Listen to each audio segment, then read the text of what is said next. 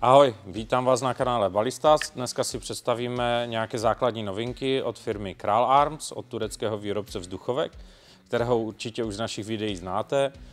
Jsme jeho distributor pro Českou a Slovenskou republiku už dlouhou dobu a víme, že ty zbraně odpovídají opravdu své ceně a ta kvalita tam je.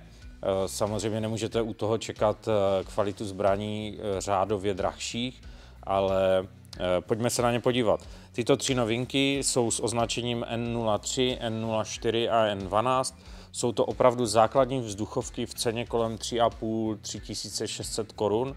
A jsou to lamací vzduchovky na zahradu, na vyblbnutí s dětma, na to, aby se naučili střílet, anebo na nějaký lov drobných škůdců nebo plašení drobných škůdců, který u nás samozřejmě není povolen, ale víme, jak to chodí na chatách. Když chceme vyděsit nějakého potkana nebo nějaké drobné zvíře, tak každý máme nějakou vzduchovku určitě schovanou na chatě. Tak toto je právě ten případ těch vzduchovek, kterou můžete mít ve stodole dlouhou dobu a budou nejspíše pořád funkční, protože je to klasická lamací zbraň. Řekneme si k tomu na úvod, já držím v ruce model N12, který stojí 3690, je to vlastně ten nejdražší model, ale co se týká odlišností mezi těmi vzduchovkami, je hlavně v pojistce. Zde u N12 je vlastně pojistka zde v horní části, kdy při natáhnutí, já vám to předvedu, takže natáhneme zbraň, zajistíme a pojistka vyjela vlastně do zadní polohy. Když chceme střílet, tak jenom tu pojistku zamačkneme, je to velice jednoduché.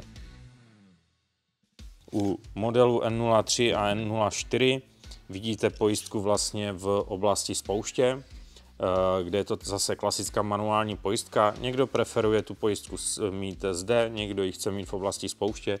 Nechávám to čistě na vás, proto těch modelů máme více. Některé jsou v ráži jenom 5,5, některé jsou v rážích 4,5, 5,5.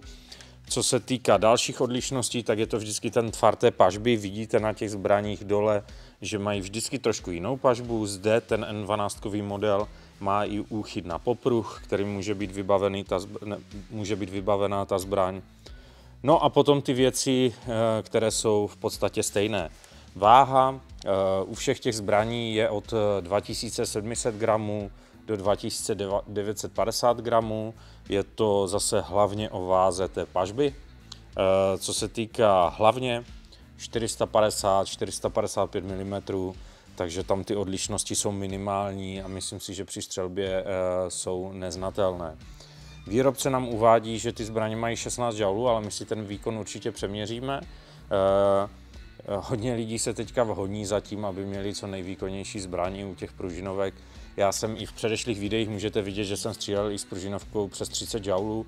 Ono už to potom není vůbec pohodlné to ani natahovat tu zbraň, ani s ní střílet, protože za prvé je strašně velký ten zpětný ráz a za druhé jako musíte být v podstatě Arnold Schwarzenegger, abyste to natáhl 50krát, 100krát za sebou, tak už to na těch svalech poznáte.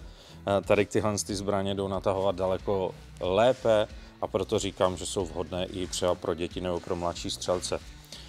Co se týká lišt na uchycení puškohledu nebo při střelbě, můžete využívat základní manuální mířidla, která jsou světlovodná.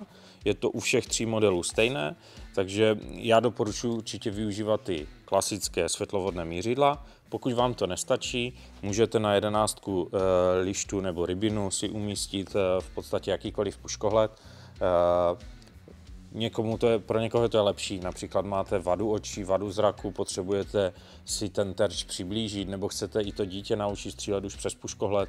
My vždycky doporučujeme, začněte střílet přes manuální mířidla, tím se naučíte dobře mířit a potom si můžete pořídit puškohled.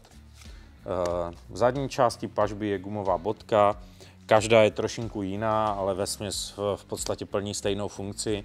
Je to o tom, aby to pohltilo ten zpětný ráz, aby vás nebolelo rameno, abyste měli pohodlnější úchop.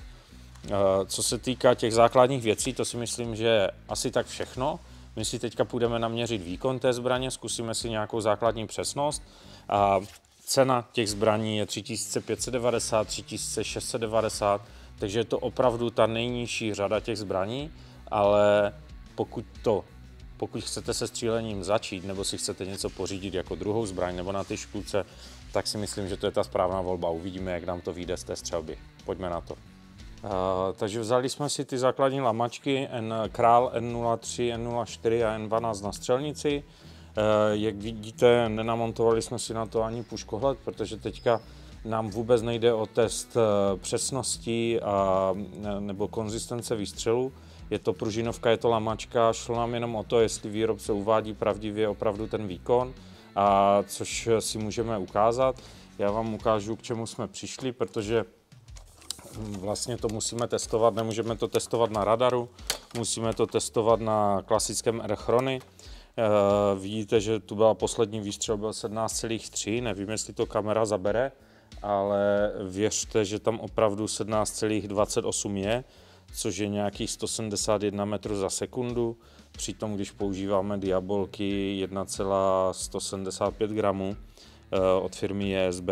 Takže opravdu výrobce nelže, jsou to zbraně nad 16 joulů.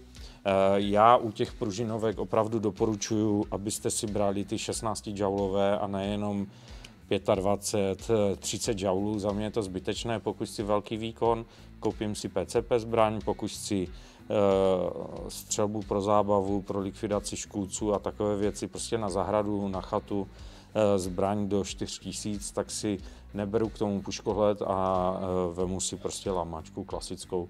Zažiju s ní spoustu srandy. Zpracování těch Král Arms zbraní je, nechci říkat na vysoké úrovni, to vůbec ne, jedná se o základní zbraně, ale mě to nijak neuráží.